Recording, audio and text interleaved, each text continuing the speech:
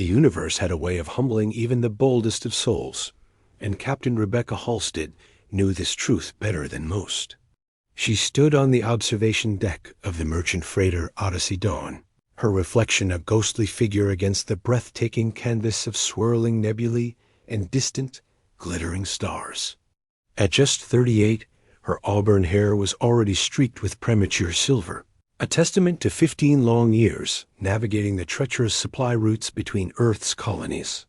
Her green eyes, perpetually tired yet intensely alert, scanned the darkness beyond the reinforced windows, as if searching for answers the cosmos refused to give. Beside her stood First Officer Thomas Garrett, a man whose easygoing nature was the perfect foil to Rebecca's constant vigilance. His dark skin bore the faint, intricate tribal markings of his Kenyan ancestry, patterns he'd proudly had restored after joining the merchant fleet. Where Rebecca saw potential threats lurking in every shadow, Thomas found wonder in the cosmic dance unfolding beyond their hull. The Odyssey Dawn was no warship.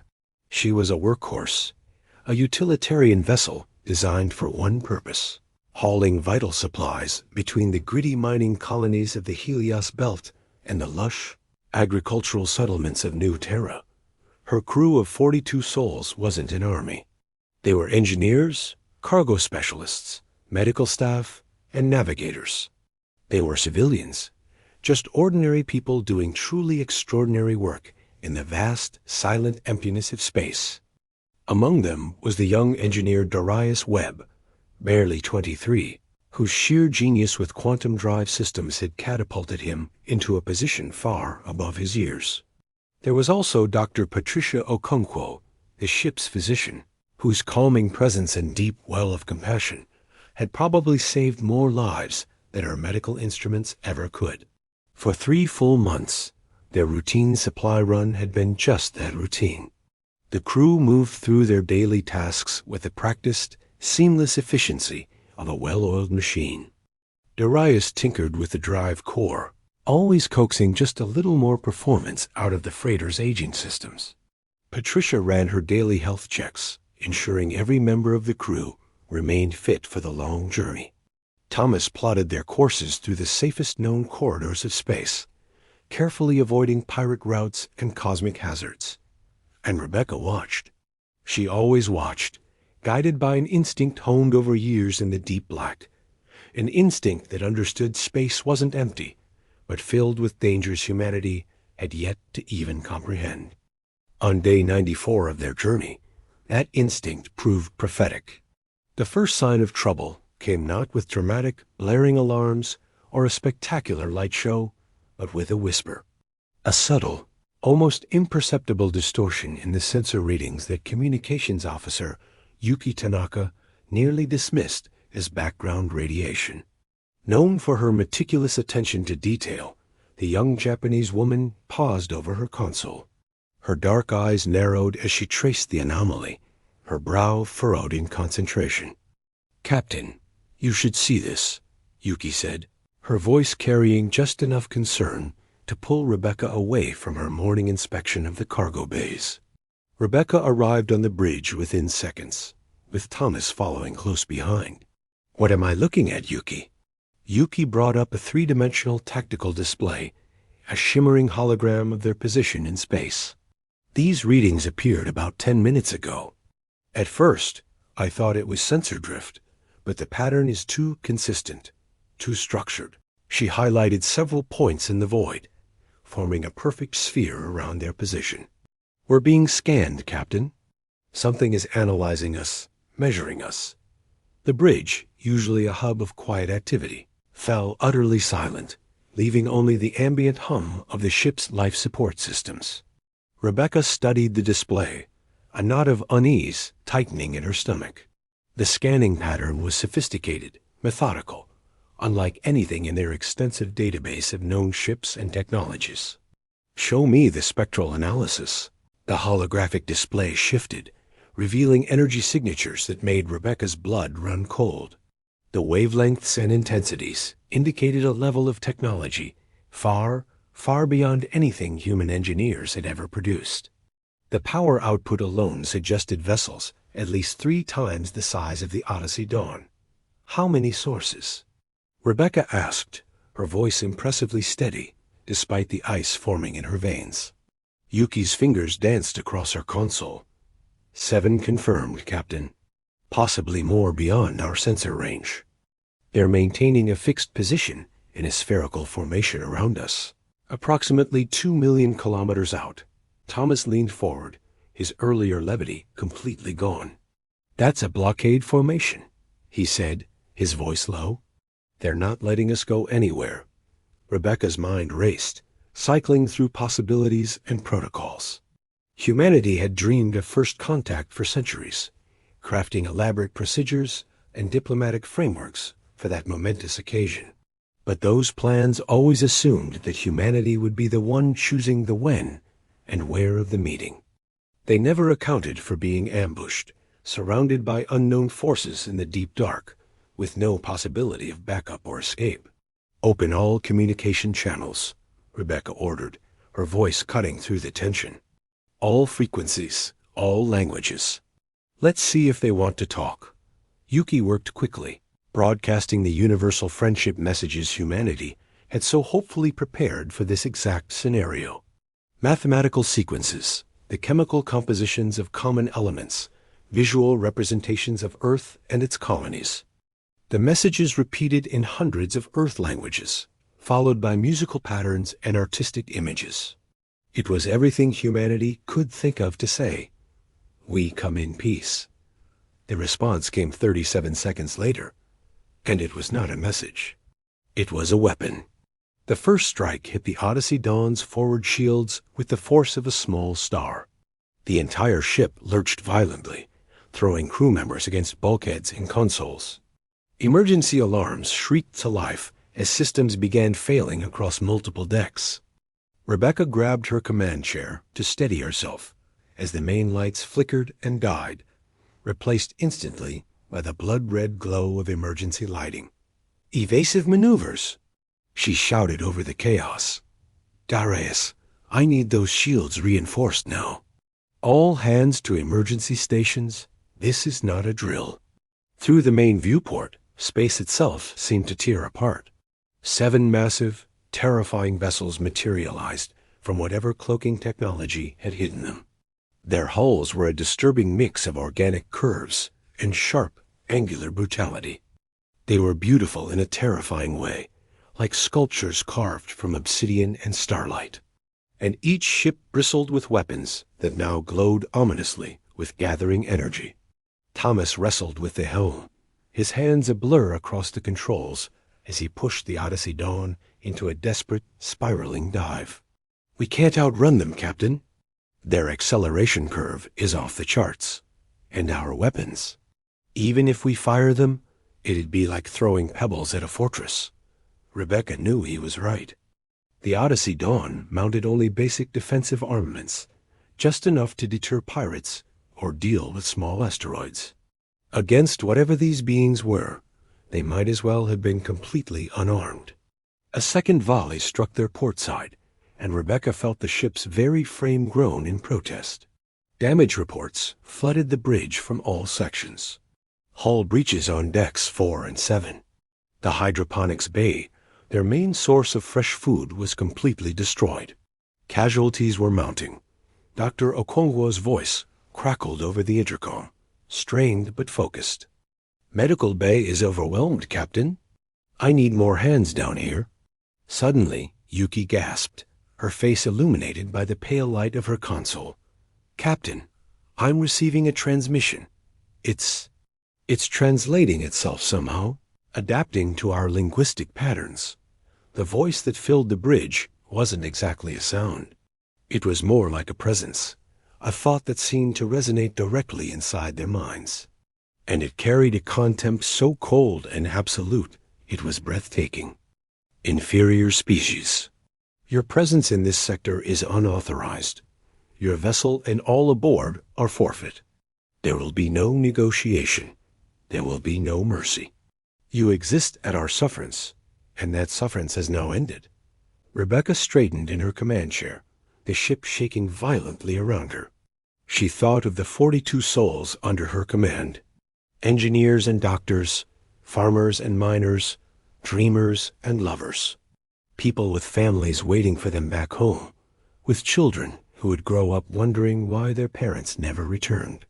Something hard and defiant solidified in her chest, a resolve that surprised even herself. "This is Captain Rebecca Halstead of the Earth merchant vessel Odyssey Dawn," she replied, her voice broadcasting across all channels, firm and clear. "We are civilians on a peaceful supply mission.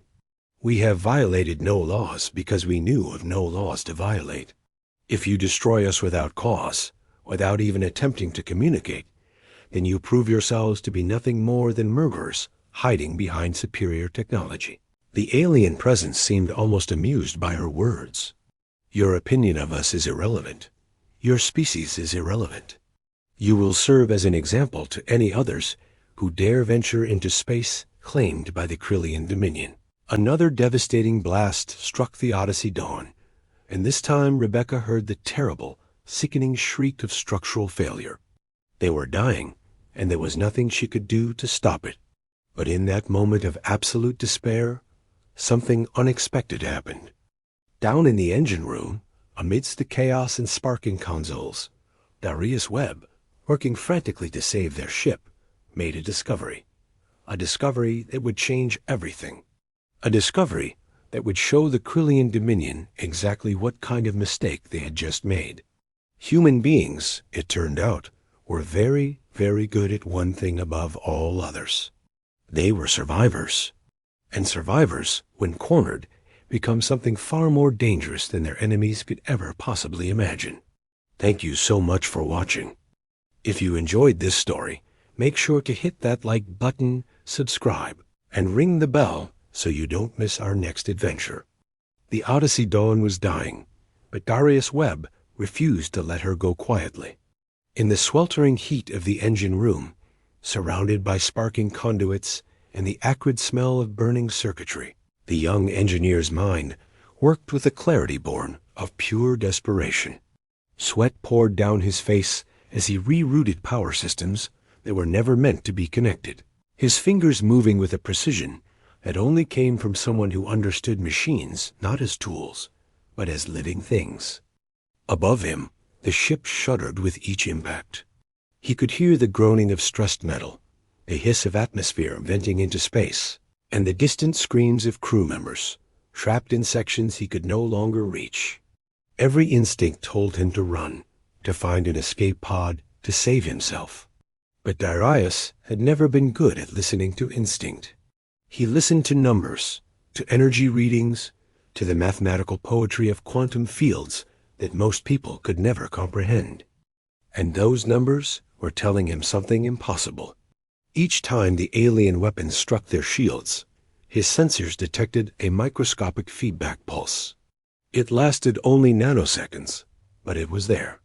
A tiny window where the attacking energy signature became visible, analyzable, and potentially exploitable. The aliens were so confident in their superiority that they hadn't even bothered to randomize their weapon frequencies. They fired with the casual arrogance of gods swatting insects. That arrogance was about to cost them everything. "Bridge, this is engineering," Darius called out, his voice cracking with urgency and excitement. "I need you to drop shields on my mark. Just for 3 seconds." On the bridge, Rebecca's head snapped toward the intercom. Thomas looked at her with wide eyes, certain he had misheard. Yuki's fingers froze over her console. "Say again, Webb," Rebecca said slowly. "Did you just ask me to drop our only defense?" "Captain, trust me. I've found something in their attack pattern. A resonance frequency. If I can tap into our quantum drive at just the right moment and channel it through our communications array, I can create a feedback pulse. It won't destroy them, but it might buy us time." Rebecca looked at the tactical display. 4 of the 7 alien ships were converging, moving into position for what could only be a final killing blow. The Odyssey Dawn had perhaps 2 minutes before she was vaporized. 2 minutes to make a decision that would either save them or kill them seconds faster than waiting would. She thought of her crew. She thought of Patricia Okonkwo, down in medical, working miracles with limited supplies and sheer determination. She thought of Yuki Tanaka, barely 25 years old, who sent messages home to her grandmother in Osaka every week. She thought of Thomas Garrett, whose wife had just given birth to twins he had never met, twins he might never meet. And she thought of the alien voice, so certain of human irrelevance. "Do it," Rebecca said. Darius did not waste a second. His hands flew across the jury-rigged control panel he had assembled from spare parts and desperate hope. The quantum drive, normally used only for faster-than-light travel, began to whine as he pushed it into configurations its designers had specifically warned against. Energy readings climbed into the red zone, then beyond into ranges that had no color codes, because no sane engineer would ever reach them. On the bridge, Rebecca counted down. 3, 2, 1. Drop shields now. The protective barrier around the Odyssey Dawn vanished. For 3 eternal seconds, they were completely exposed. The alien ships fired immediately, their weapons screaming through space with enough energy to atomize a small moon. Darius released the pulse. What happened next would be analyzed by scientists for generations. The quantum feedback wave erupted from the Odyssey Dawn's communications array like a newborn star. It expanded in a perfect sphere at the speed of light, invisible to the naked eye but devastating to any technology caught in its path. When it struck the incoming alien weapons fire, the energy simply stopped, frozen in space for a heartbeat before collapsing back on itself. But the pulse did not stop there. It continued outward, slamming into the 7 alien vessels with unexpected force. Their shields, calibrated to deflect kinetic and energy weapons, had no protocol for quantum disruption. The wave passed through their defenses like they were made of paper. Systems began failing across the Krillian ships. Navigation stuttered. Weapons arrays went dark. Communications dissolved into static. The vessels that had seemed so invincible moments before now drifted helplessly, their crews scrambling to understand what had just happened. Inside the Odyssey Dawn, the bridge erupted in shocked silence. Rebecca stared at the tactical display, hardly daring to believe what she was seeing. Thomas let out a laugh that was half sob, half disbelief. Yuki's hands trembled over her console as she confirmed what her sensors were telling her. "Captain, their ships are dead in space. All 7 of them. They're not destroyed, but they're completely disabled." Rebecca's mind raced. They had bought time, but how much? How long before the alien ships recovered? How long before reinforcements arrived? The Odyssey Dawn was still heavily damaged, still bleeding atmosphere from a dozen hull breaches, still hours away from the nearest human outpost. "Darius, what's our status?" The young engineer's voice came back, exhausted but triumphant. "The quantum drive is fried, Captain. We used it in ways that probably violated several laws of physics. We're on conventional engines only, and they're running at about 60% capacity. But we're alive." Rebecca allowed herself a single moment to close her eyes and breathe. They were alive. Against impossible odds, with nothing but human ingenuity and desperate courage, they had survived. But survival was not enough. Not anymore. "Open a channel," she said quietly. "All frequencies. I want those aliens to hear every word." Yuki worked her controls, and when she nodded, Rebecca began to speak. Her voice was no longer that of a frightened merchant captain. It was the voice of someone who had looked into the abyss and found not fear but fury. "This is Captain Rebecca Halstead of Earth. You attacked us without provocation. You declared us irrelevant. You tried to murder 42 innocent people whose only crime was existing in space you claimed as your own." She paused, letting her words sink in. "You failed. One human ship, damaged and outgunned, has crippled your entire strike force. Imagine what will happen when Earth learns what you have done." Imagine what will happen when humanity responds not with merchant vessels, but with warships, with fleets, with the full fury of a species that has spent 10,000 years perfecting the art of survival against impossible odds. Static crackled across the channel, and then the alien voice returned. But this time, it carried no contempt. It carried something Rebecca had not expected to hear. Uncertainty. What are you? Rebecca smiled, though there was no humor in it. We are human. We are explorers and dreamers, builders and creators. But when you threaten what we love, when you attack those who cannot defend themselves, we become something else entirely. We become your worst nightmare. We become the thing that monsters fear in the dark. The alien ships began to power up again, their systems slowly recovering from the quantum pulse. But they did not attack. They held position, weapons dark, as if waiting for orders that never came.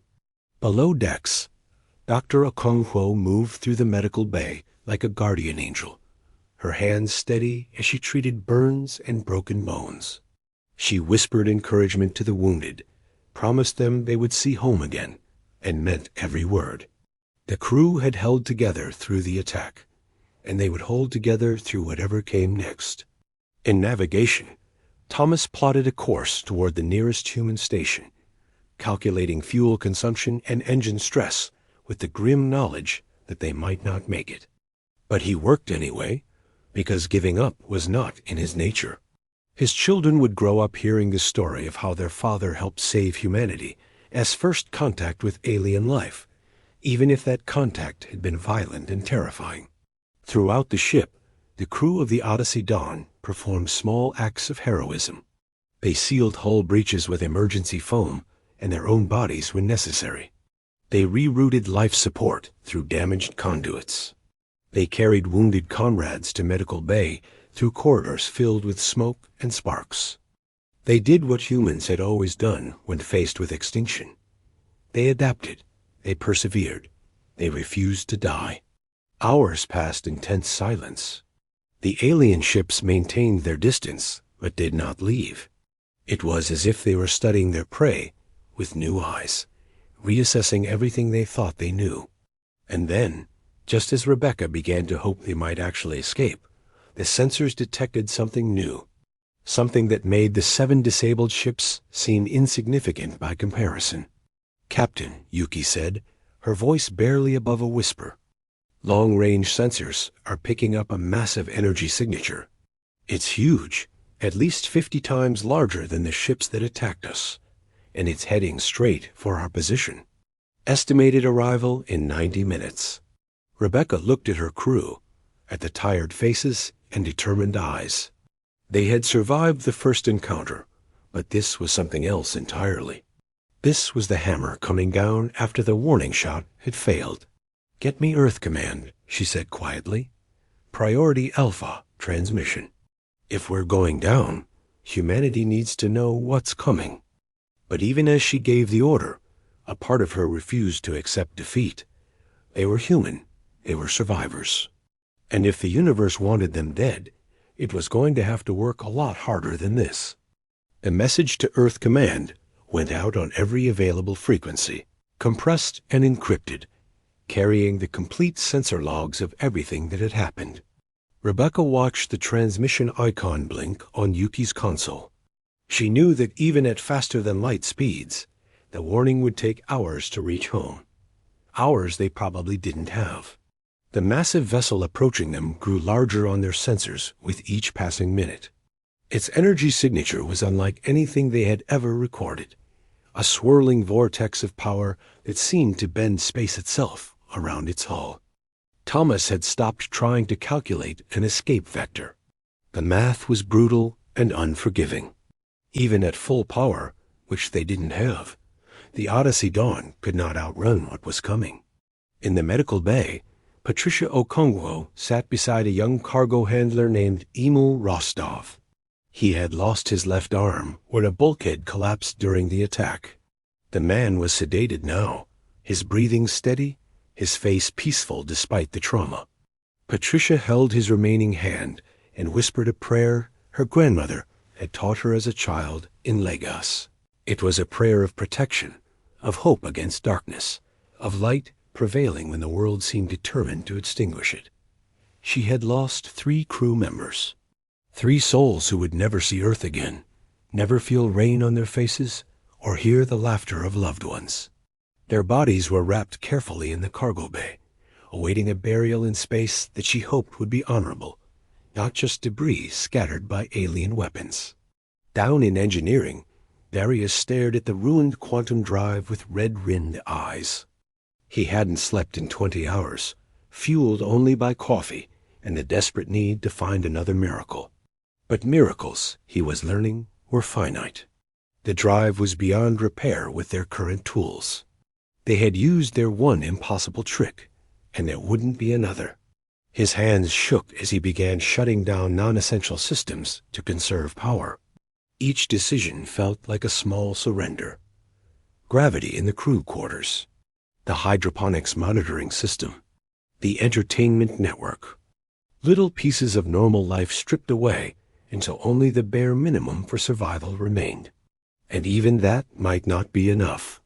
On the bridge, Rebecca stood before the main viewport, watching space itself seem to warp as the massive vessel drew closer. Beside her, Thomas broke the heavy silence. "My daughters," he said quietly, "are named Hope and Grace." His voice carried the weight of a man confessing his deepest truth. "My wife wanted names that meant something, names that would remind them every day that the universe is not just darkness and void, but also possibility and beauty." Rebecca turned to look at her first officer, this man who had become more friend than subordinate, more brother than colleague. "You will tell them yourself," she said firmly.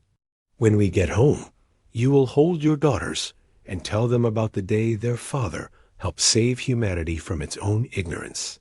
You will tell them about courage and sacrifice and the incredible things ordinary people can do when pushed to extraordinary limits." Thomas smiled sadly. "You always were a terrible liar, Captain." The massive alien vessel dropped out of its faster-than-light travel with a flash that temporarily blinded their sensors. When the displays cleared, Rebecca found herself looking at something that defied easy description. The ship was less a vessel and more a floating city, its hull stretching for kilometers in every direction. Towers and spires jutted from its surface, connected by bridges of light that pulsed with alien energy. It was terrifyingly beautiful, a testament to technology so advanced that human science could barely comprehend it. A communication channel opened without Yuki even touching her console. The alien presence filled the bridge again, but this time it was different. The voice carried an authority the previous attackers had lacked, a depth that suggested age and wisdom beyond human measure. "I am Executor Vexther of the Krillian Dominion. I speak for the Sovereignty Council and the combined fleets. Your vessel attacked and disabled 7 of our patrol ships using unknown weapons technology. This constitutes an act of war against the Dominion." Rebecca stepped forward, her heart pounding but her voice steady. "We defended ourselves against unprovoked aggression. Your ships attacked us without warning, without any attempt at communication or negotiation. They declared our existence irrelevant and attempted genocide. We used no weapons, only the tools we had available to survive." Silence stretched across the void.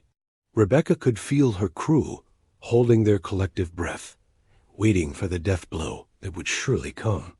When Vexther spoke again, there was something new in the mental voice, something that might have been respect, or maybe curiosity. "The patrol commander has been disciplined for his failure. His contempt for your species was premature and unwarranted. You have demonstrated capabilities we did not anticipate. The Dominion does not make war on species capable of strategic thinking and technological innovation. We make war only on those who threaten our interests or prove themselves irredeemably hostile." Rebecca felt a flicker of hope, dangerous and fragile. "Then you will let us go?" "We will do better than that." Vexther's presence seemed to fill the entire ship. "The Krillian Dominion extends an offer of protected status to your species. You will be granted safe passage through our territories. You will be invited to establish diplomatic relations. And in exchange, you will share the technology you use to disable our ships. Such weapons could prove valuable in defending against threats far worse than us. It was Thomas who spoke next, his voice carrying a sharp edge. You attacked us. You tried to kill us. And now you want our help? Rebecca raised a hand, silencing her first officer. She understood what Vexter was truly saying. The Krillian Dominion had made a mistake, and rather than compound it with more violence, they were offering a path forward. It wasn't justice, not really, but it was survival. And sometimes, survival was all you could ask for. We accept your offer, Rebecca said carefully. But understand this, Executor Vexter. Humanity will not forget what happened here today. We will not forget that first contact came with weapons fire and threats of extinction. If your Dominion truly wishes peace, you will need to earn our trust through actions, not merely words. Another long pause, and then something that might have been laughter echoed through their minds. Your species has spirit. That is good. The universe needs species with spirit. Too many civilizations become soft and complacent in the comfort of advanced technology. They forget that survival requires constant vigilance, constant adaptation. You have been reminded of this truth in the harshest way possible, and you did not break. That is worthy of respect. A massive alien vessel began to move, positioning itself alongside the damaged Odyssey Dawn. Brilliant beams of light reached out from its hull, bathing the human ship in a gentle glow. Rebecca watched in amazement as hull breaches began to seal themselves, as damaged systems flickered back to life, as power levels climbed steadily toward normal. We repair what we damaged, Vexter explained. It is the custom of the Dominion to acknowledge when we have erred. You will find your ship fully functional within the hour. We will also provide coordinates to the nearest diplomatic outpost where formal relations can be established between our peoples. In the medical bay, Patricia felt the ship's system stabilize and allowed herself to weep with relief. Her patients would live. The wounded would heal. The 3 who had died would be honored and remembered, their sacrifice not in vain, but the price paid for humanity's survival among the stars. Darius watched his displays light up with impossible readings as alien technology worked miracles his engineering degree had never prepared him for. The quantum drive was being reconstructed at the molecular level, improved and enhanced beyond its original specifications. He laughed, a sound bordering on hysteria, as he realized he was witnessing technology that would take humanity centuries to develop on its own. On the bridge, Rebecca allowed herself to breathe fully for the first time in hours. They had survived. More than survived, they had changed the course of human history. First contact had been violent and terrifying, but it had also revealed something essential about humanity. When faced with extinction, they did not surrender. They adapted. They fought. They found ways to turn weakness into strength, desperation into innovation. The 7 patrol ships that had attacked them began moving away, forming an escort pattern around the Odyssey Dawn. It was a gesture of protection now, not threat, an acknowledgement that everything had changed. Thomas moved to stand beside Rebecca, his eyes still on the massive alien vessel. Do you think they really want peace? Rebecca considered the question carefully. I think they want what every civilization wants. Security, prosperity, a future where their children can thrive without constant fear. We want the same things. Maybe that is enough to build on. Yuki turned from her console, her face streaked with tears she hadn't allowed herself to shed during the crisis. Captain, I am receiving messages from the crew. They want to thank you. They want you to know that they would follow you anywhere. Rebecca shook her head slowly. They shouldn't thank me. They should thank themselves. Every person on this ship did something heroic today. Every person contributed to our survival. That is what makes us human. Not any single act of greatness, but the collective determination to protect each other, to never abandon those who depend on us, to face the impossible, and find a way through it together. The repairs completed faster than Vexthor had promised. Within 30 minutes, the Odyssey Dawn was whole again, her systems at peak efficiency, her hull stronger than when she left Earth. The alien ships withdrew to a respectful distance. One final message came from Executor Vexthor. Captain Halstead, your species has earned something rare in this galaxy. You have earned the attention of the Dominion. What you do with that attention will determine your future among the stars. Choose wisely. Grow carefully.